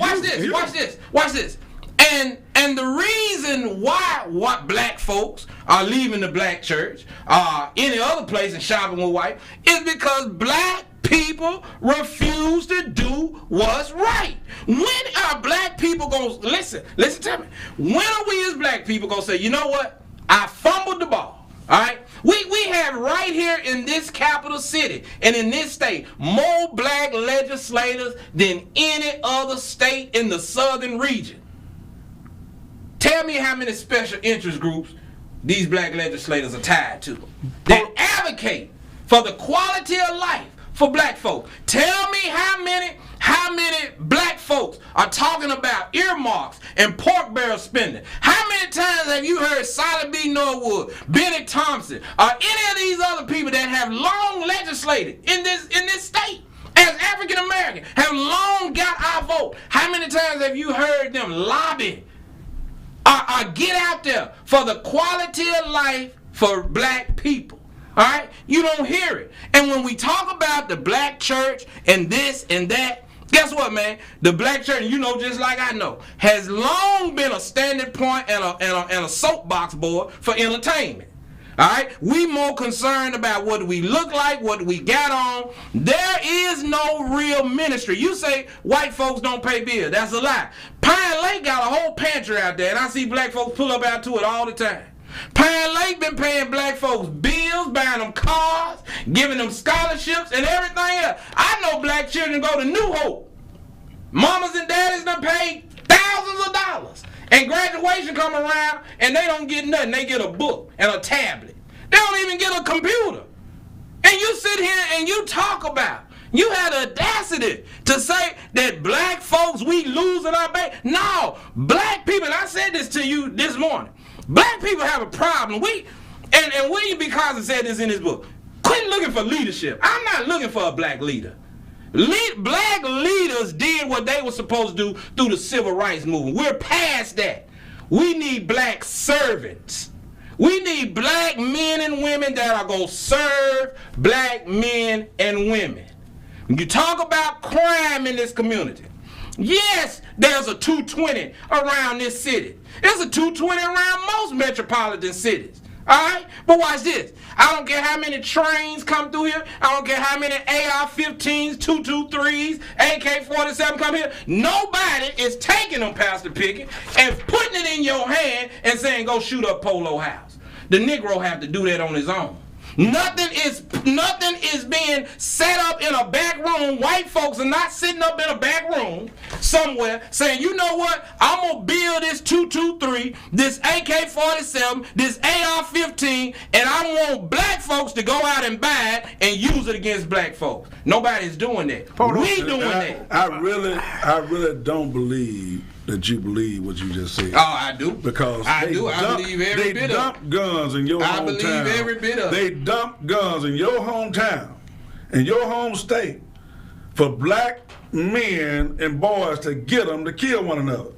You can't believe what you're saying. You listen to what you're saying. You saying they dumping them for black men and black boys and kill them. Who's making black boys shoot black boys? If a black boy kill one another, listen, Pastor, you're more likely to get killed by somebody of your own race, whether you're white, black, yellow, pink, orange, because that's who you're around. If a black man's most dangerous place is two places. There's no way that you can really believe what you're saying. You can't believe what was said in the book about a black leader. We don't need black leadership. We need black servants. A leader is a servant. That's what a leader is. They're two different things. They're two different things. Real leaders serve. Real leaders serve. Yes, they do. Tokenism by people that got everything. When the master would throw out a little food to the Negro, to the nigger to say, hey, come on, get this and get my leftovers. That's what them white folk have done. And you can't believe that makes them better than black churches. I didn't say it makes them better. I mean, I said they are we more have always run out to where, because we believe their water was colder than ours. No. We believe their water was colder than ours. We believe their mechanics were better than ours. We believe their preachers are better than ours. We don't believe that. Black doctors, y'all can hoop. Black doctors and lawyers can't even get cases because, you know what? Black people, white people ain't going to them already. They ain't supposed to. That's right. And now black people, because they believe white lawyers or white doctors are better, they graduate from the same medical school, right? So they graduate lower in their class. I'm glad you said that. I'm glad you said that. Here we go. But it's because of a mindset and a mentality, and we continue to perpetuate that mindset and mentality because we ain't listening and we ain't understanding the fight that our people. And see, you said a key thing when you said, well, nobody gonna tell me what to eat. Guess why? Because you've been educated, you understand some stuff, you've arrived. But that little black boy sitting over there in Verdant Edition, he ain't got that. He ain't got nobody speaking into his life. I hear you talking about your father. You had a black father, whatever the case. I don't know your whole story, but he spoke into your life. Man, these kids ain't got that. Pastor, they ain't got it. The problem is, Polo, you quite frankly don't understand that you are not controlling anything. That yes, you are being dictated on where you're going to eat and what you're going to eat, and all of that's being decided for you right here today. Our government is deciding that for you and everybody else. So your life expectancy, everything else is being decided. And so with that kind of influence is in play, and black folk don't understand it, and they don't get it. Now I'm gonna ask you one question, Polo. Come 9:30 tonight in South Jackson, where you gonna get a meal? Where you gonna go to get some food? In South Jackson right now. Just tell me where we're going to go. I want to go with you tonight at 9:30. We're going to go get something to eat in South Jackson. You ain't gonna find nowhere, no food to go there. to Popeyes somewhere. That probably ain't open over there on Terry Road. So you gotta go to Popeyes. And if you go to Popeyes, but wait a minute. If I force you to go to Popeyes and I force you to eat that food, then I force you to have sickness and illness and to be obese and to get fat and to be in poverty and sick. I force that upon you, Polo. All that. Polo. First of all, you got to understand there's too many people on the earth. You got to understand that there's a systematic approach to population reduction that's going on today, and is primarily focused in the African American community. Now, the problem is this. When we get African American leadership, they ought to recognize what's going on, and they ought to implement and design programs and things of that nature that fights against that. But what our black leaders are doing right now, they out white folk and the white folk. And so we don't have a chance at the moment because we are in a cyclical situation where we're spiraling downward faster than we ever have before. We lost all our land. My child will not have the same quality of life that I had. We're on a downward spiral as a race and as a country. And it just doesn't apply. Now, we got one thing that may be something that going to save us, and this is going to shock you. We're going to have a new ally one day pretty soon. The white ally is going to be the poor white boy, Polo, because he, too, now is getting tired of the situation that he finds himself in. So, in the past, he figured to vote with white folks is better than being associated with you, regardless on any matter. That is slowly beginning to change, Polo. Because I had one of them tell me very recently that the 700 and 3,500 people, so 750 people are controlling 350 million people, and we tired and we fed up with what's been going on. Lawyers and bankers and politicians are creating a situation that's taking this country downward fast, Polo. You said where we go get food at, and I said probably Popeye, and somebody else probably said nowhere because it ain't nothing over there. Now watch this, But for 20 years, 25 years, Ward 5 and some of Ward 4 and some of Ward 6 and 7 over there had the same black standing politician, and the black folks kept voting that same person into that same ward as a council seat over there, right? Okay, watch this. Not one time did black folks realize that the very councilman or woman that they had over there in that ward wasn't advocating for them. I watched them just pave Ellis Avenue just this year. Child Tillman said over there 25 years and watched Ellis Avenue and recently watched Hardy close. Not one time did the black folks in that community, did city leaders, city government that is predominantly controlled by black people, black legislators that are state representatives for that district, not one time did they advocate for the decline of how that condition. It's just like this right here. If I give you this book and I say, Pitt, here man, this is my granddaddy's book. I'm giving it to you. It might not be brand new, but it's in decent shape. Mm-hmm. And I give you the book. Right.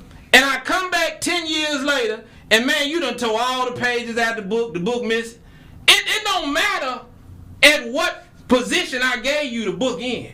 What matters is what you did with the book once I gave it to you. Black people have been given the opportunity in this city to be the best that they can be, and they failed at it. And I be damned if I sit here and let us as black men and black women blame where we're at right now on something that happened with Grandma, Big Ma, TT and them. Because watch this, Big Mama and Papa and them, all them, get what they did, man. They did everything they could do with what they had. Man, you got the internet. You got high-speed internet. You got internet? Most of us. They don't have high-speed internet. What you mean? Man, you got the poorest folks in the world got a cell phone. School, man, oh, man, stop that, man. Stop that, man. Man, what you mean they ain't got no internet? They didn't have internet in their house. Man, I see folks with EBT cards got iPhones, on the felt need level. Come on, advocating ain't on their agenda, man. They live on the felt need level. They got to worry about where they gonna eat, where they gonna sleep. Man, I taught at Rowan Middle School. A kid would come in my class in the first 9 weeks, leave, go to 2 more schools. About the 4th 9 weeks, he back because they jumping from place to place. That's because his mama laying up with Joe, Tom, and Derek, and don't want to pay a bill. People live, man. But that ain't the white man fault. You can't be that missing it. You can't miss that this much. You missing it. So you saying because Sally wanna let Larry, Moe, and Curly come lay up in her every night and not pay no bills. I'm telling you, and then she get kicked out. Those people are products of their environments with no fathers who were overly sentenced in prison, put in prisons, locked up for stuff they didn't do all kind of crazy stuff. Blame that on Joe Biden. That ain't just Joe Biden. That has happened across this country. That has happened in this state. Let me ask you this. Here we are 30-something% of this state, yet we make 80% of the prison population. Do you really think black boys are committing that many more crimes than white boys? Yes, they are. Because they get probation for what we get felony convictions for. Polo, you can't. We do hard crimes. We don't do hard crimes against white each other. boys. Man, but watch this. Let me say this. Watch this. Now you was in the school system. You just said, I'm gonna give you another one. Come on. Because y'all trying to get me tonight. This was a trick. This was a trick show tonight. Watch this. Listen though. Watch this though. I love y'all. Watch this though. Watch this. So in the state, each teacher take the same test, right? They take the same test, right? You don't want to go there. Listen to me. Hold on. Each teacher take the same test to become certified, right? Watch this. So why do the teachers in our district give a subpar education compared to the teachers 10 minutes up the road? I'm just gonna ask. They take the same test, sir, and the quality of teaching is totally different in Jackson than it is in Rankin, than it is in Madison, than it is in Clinton. My brother. And Clinton is in Hines County. My brother. Let's use Clinton. My brother. I'm telling you right now. Have you seen Clinton's high school? Listen to me. Have you seen Clinton's football field? Listen to me though. Let me tell you. Have you seen Clinton's classroom? You're talking about a totally different economic condition. Explain it. The same stuff I just showed you. Let me show you something. The teaching is no more quality in Clinton than the teachers that are certified teaching. It ain't no more. Dude, you got teachers in JPS sitting up on Instagram, chatting and Snapchatting and making TikToks. You got that in Rankin County. You got that everywhere. Here's the difference. Let me show you the difference. The difference is the same difference it was when I taught in Hattiesburg, Mississippi, at Timms Elementary, and I taught at Edwards Elementary. Guess what? Out of 28 of my kids at Edwards Elementary, 26 of them came from single-parent homes. It's an indicator of poverty. Okay? Those are indicators of low test scores. Those are indicators. They're not living that. So when you go to Clinton, you're talking about a different type of black people. You're talking about a different type of white people. The only people they getting over there is the one they want to play ball for. Okay? It ain't no different. But when you got concentrated poverty, you got a classroom full of people who are coming, you don't know what they've been through over the weekend. And see, you don't know this unless you've been in there with it. I'm telling you, it's a crisis. But now, like we said we're going to always do, what's the solution? Because everybody knows the problem. Now, here's what I believe the solution is. It's time for us to call for a revolution. And I've been mentioning this to you, and I'm so serious. I'm really passionate about it. It's serious to me. I know it. I think we got to call for a revolution. Okay, well, the revolution first got to be that black folks got to be held accountable. Everybody got to be held accountable. That's my first part of the That's all I want. I just want to hold all Negroes accountable. Everybody got to be held accountable. Yeah, y'all let me handle that. Y'all can take care black of it. and white folk got to be held accountable. Rich and poor got to be held accountable. What you guys say? It's time for a revolution. No, I'm listening to the solutions. So Pastor just said it's time for a revolution. I want to hear a little bit more about that. It's time for a revolution. And I think the revolution got to start with education. Now, let me say it before you say it. Let me say it. No, hold on. Hold that thought. I got to say this because you said education. Yeah. Now, you a pastor in this city. Yeah. You was an educator. Right. Your dad was an educator. Yeah. My mom was an educator. The mayor is my friend and he's your friend. Yeah. All right? Listen to me. But he gonna take a hit on this one. Yeah. I'm finna hit him right now. Hit him. Okay? He sat here and advocated for a superintendent that did not possess the credentials to be the superintendent of a district, had never been over a district with more than 6 schools, Now you go sit here and talk about education. You don't want to I gotta go there. We got a superintendent. Who? You know who brought the superintendent in? The boy. Your guys brought the superintendent in. The boy. You know how the superintendent got here. Don't go. We don't need. But I'm just saying, he was part of that too. Now. No, but that came from your guy. That was part of the deal to make everything work and we could go on and keep control. That came from over there at the Capitol. No, the Capitol my friend the mayor stood in front of the TV and said the most radical mayor in America teamed up with the most conservative governor in the world, and we have broken a deal to save the district. Everybody knows I was advocating for the district to be taken over by the state, and I'm gonna tell you why. Because if the state would have took the district, then those black kids that you talking about ain't getting no good quality education. They could have went to Madison, they could have went to Rain, they could have went anywhere if they parents could have got them. Hold on. But not on top of that, not only that, but the ball and change here was this: that if the district would have been taken over by the state, there would have been no area for it to fail. All blame would have been placed on the Republican state-ran district. You know why they didn't take it over? Because they can't do nothing with the district they done took over. You can't do nothing with a district where every child is on free and reduced free lunch. You understand that? They understand that. Okay, so they don't have the wherewithal, they don't have the foundation, they don't have the structure to be able to take over a 30,000 student district where most of the students are living below the poverty level. And they knew that. They didn't do Jackson no favor.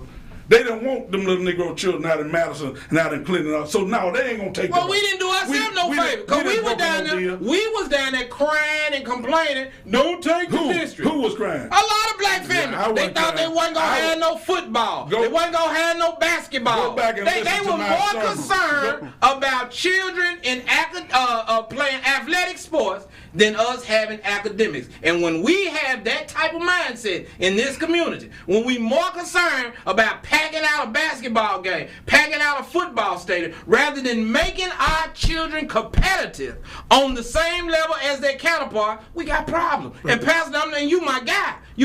I'm with you 100. You know I am. Like 4 flat tire. Right. But guess what? You was absent on that one. Yeah, no, I wasn't going. You didn't fight. You didn't fight on that one. My fight was, I sat back because I knew they weren't taking it over. But they should have. And I preached from the pulpit. I said, let them take it over. Please take it over. Take it. Take it. They should take it. Please take it. But you know why? They got sense enough not to take Jackson. They'll take little old Greenwood and all them little places. That ain't nothing. But they didn't want to take it. Never going to take Jackson. And our leaders didn't understand what they should have said was, y'all take it over, like you're advocating. See what you can do with it. Put more money into the district.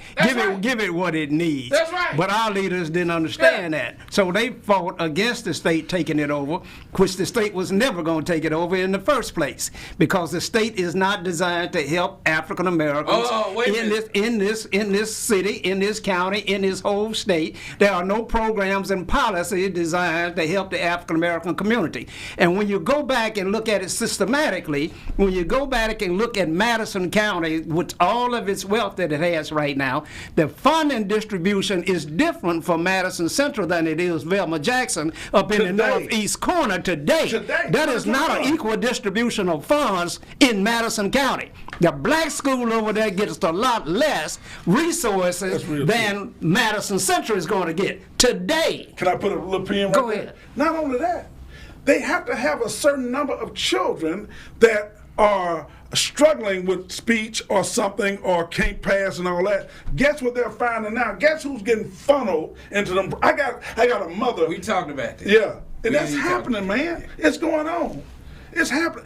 Now, the reason I can talk to you about this, the reason it's serious to me, because there was a time where my mind was saying we can do what's wrong with us, right? Mm-hmm. And I still believe there's some things that we must do, right? And can't nobody do it but us, Okay, we got to start a revolution, and we got to make up our mind. We're going to bring about change.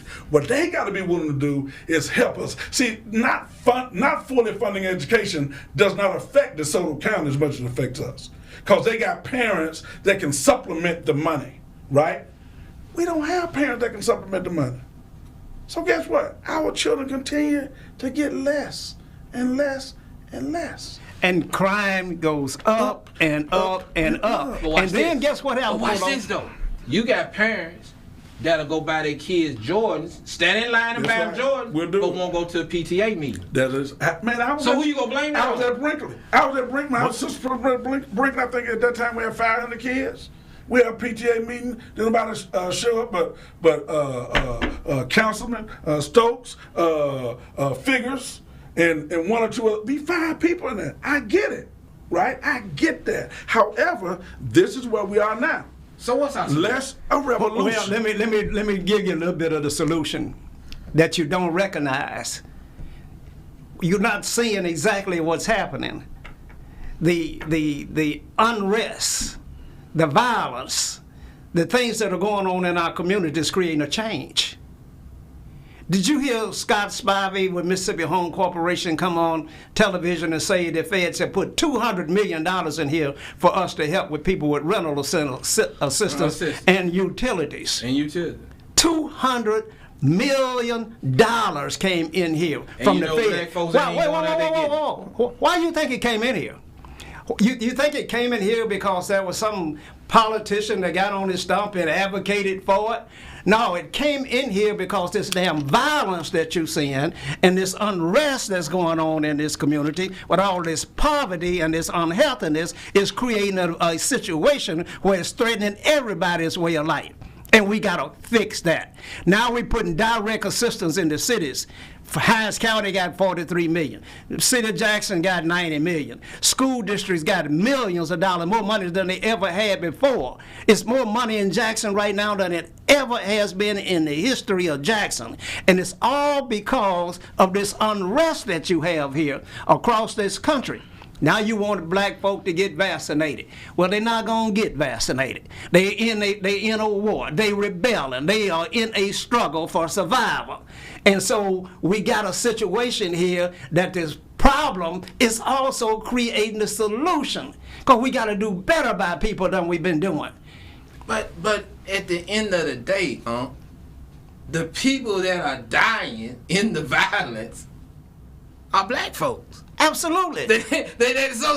So when we get through talking about all of the violence and all the stuff that's happening, and the people at the you got 85 homicides. There are 85 families that are mourning. Matter of fact, Wednesday we gonna have a rally for. There are 85 families mourning. You saying that that's the just for the means to the ends, to get some money, to get some programs, to get some folks to say, oh, we see y'all down there suffering. Oh, we see y'all down there suffering. We gonna throw y'all a few coins here and y'all get some program. Y'all pay some rent. What about when they can't pay the rent, when the money run out? What about when they can't go feed this? Where are black people gonna stop and say, you know what? I don't want your damn money. I don't want your damn assistance. I don't want your damn program. I want to be a strong black man, a strong black woman. I'm gonna pick up my pants. I'm gonna pick up my boots. I'm gonna clean up around my community. You got ordinances on the books right now that you got 5 council members, all of them black, that won't enforce not one of these ordinances. You got grass growing up over buildings. The ordinances of this city say that that's against the law. So you tell me why these 5 black council members won't go out and enforce ordinances in these black communities. Quit asking for a program, quit asking for money, and start asking black folks to do what black folks supposed to do. Get up off your tail, hold each other accountable, go into these homes and these schools, talk to these black parents who's sitting up all night. Do you not know most of these black parents be glad when school starts? Because they don't want to do what? Be parents. They don't want to be parents, man. You're saying something very, very dangerous here. Listen to what I'm saying. It ain't most. I keep hearing people say it is most. You just said it's 93%. That's poverty. The poverty-stricken minded Negro. But let's just be plain about it, man. That doesn't mean that they don't want to be parents. What they want to be then? Mean all those people don't want to be parents. Do you not know your grandma and them was poor? Big mama and them was poor? It was a different type of poverty. And you still got your butt spanked. You still had to wash them one pair of pants every day. It's a different type of poverty, a different type of mindset. It was a different group of people. We had no other choices. Now we have choices. And people like me, people like you, people like Sock, people like us, guess what? That same stuff ain't on our street. But people that live at the felt need level, they don't see that. When you say felt need, well, I mean felt need every day. I gotta eat. I need a place to eat. I need a place to sleep. I need a place to whatever. Those simple things. They ain't think about upper mobility. They can't see no farther than what they see. They don't want to see no farther. No, they do want to see. How do you figure they don't want to see? Hold on. You see, what the thing is, you gotta recognize that policy created this situation. What you're talking about now is back in the day, there was a man in every house. There was a man there. And then the man got systematically taken out of the house after the riots in Watts. They said to the black woman that you will not get any substance if you have a black man in the house with you. They systematically took him out of the house. They introduced crack cocaine and gave him harsher sentences than the man had powder cocaine. All that was designed to put people in a certain situation. I hear you on that. Now, the deal is we got to reverse this situation, but we can't reverse it unless we reverse policy. And so what do we ask Joe Biden for when he comes down here and we give him all our support? What do we ask him for in return? That's what the problem is. We don't ask him for anything. Well, I've been saying that. But that's what the problem is. So the deal is he could fix the Delta the same way they fixed Iraq. They could invest in Mississippi the same way they invest in Kuwait, in Israel. They could do the kinds of things to build an economic base right here to lift people out of the situation that they created that they're in today. And we can't let nobody get away from that, how we got here. Black folk just didn't decide we want to be poor. We want to have a situation where we can't control our children. We got put in some situations that created that environment. And those policies are still being created today. This crazy policy about mandatory liability insurance and car insurance. What is it designed to do, Polo? It's designed to the fact that you couldn't afford the car. You know you can't afford insurance. Now when you get stopped, you're caught up in the system because you don't have insurance. And now you're going to jail because you didn't have car insurance. Same thing with child support. We never needed anybody to help us feed and take care of our children. Now we instituted child support, so once again, the black man who don't have no job can't take care of his baby. He goes to jail. He caught up in the system, and the prison is the new industry. You got to understand what's happening here. And we got to create strong leaders, and they're young, but they got to listen as to what the problem is and what the solution has got to be. Reverse the policy. Create policies that are designed to uplift people, create jobs and opportunities. Let me say this and I'll be quiet on it. Biden could put a Air Force base in Jackson, Mississippi if he wanted to. He could put one in Hinds County if he wanted to. Do you realize when they put Nissan in Madison County, the first deal they cut where there's no tax money will go to the black school district in Madison County. Nissan don't pay not one dime in school tax.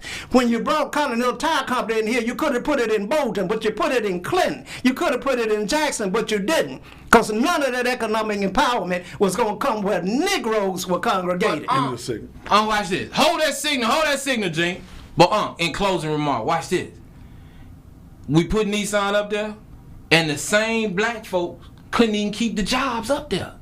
You had a turnover at Nissan that they couldn't even stay on the job, They was out there in the parking lot, sleep, selling dope, screwing in the cars, fighting each other, creating straight chaos. But you're talking about and Nissan. You picking out a percentage of people that's doing. I got people in my church been working on Nissan since they open.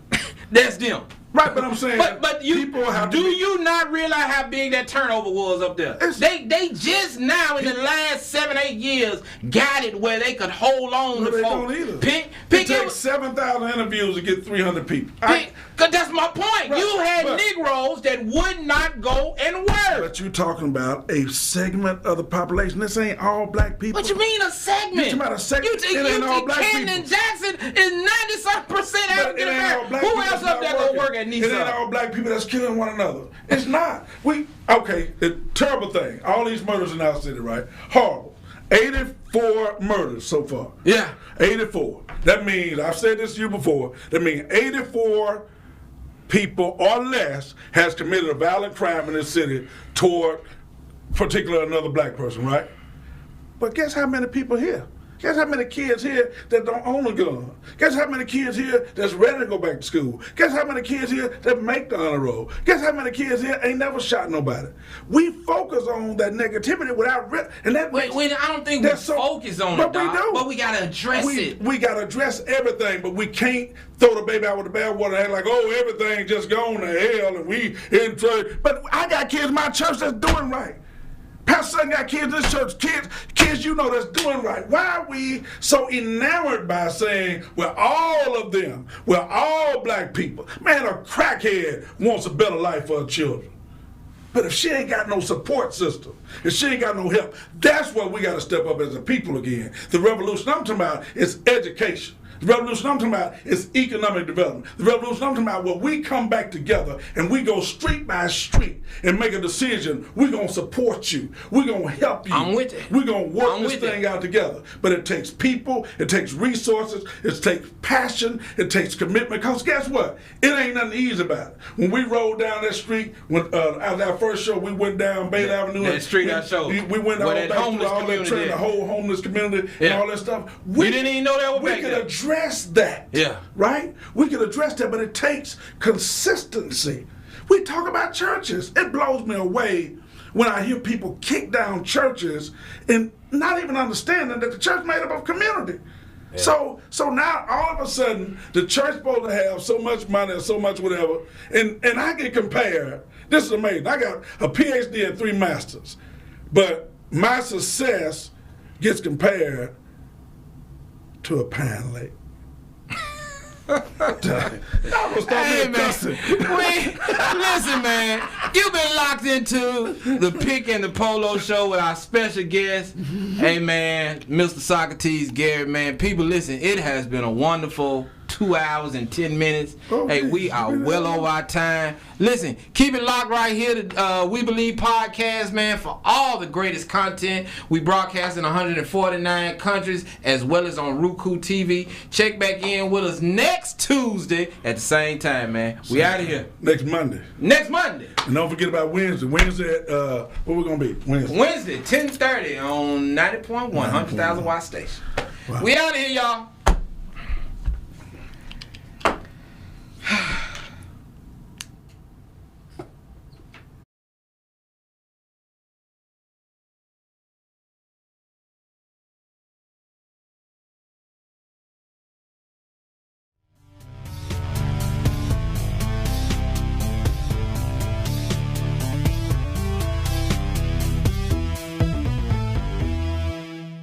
Hey family, this is Pastor J.R.D. Stuckey and Pastor Jonathan T. Phillips Jr. And together we are the host of The Doors of the Church Are Open right here on WeBelieveDigital.com. And you can meet us, greet us, and be a part of this platform, this conversation every Thursday at 6:30 p.m. We're ready to talk about those things that's going on in our churches, around our churches, what we believe, what we feel, those taboo conversations that people really, Pastor, just don't want to deal with. So every Thursday right here at 6:30, join us where we're going to talk about what's going on with the doors of the church are open.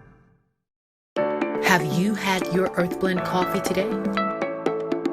At Earth Blend Coffee, we take pride in offering you the very best of beans across the world, blended and roasted to perfection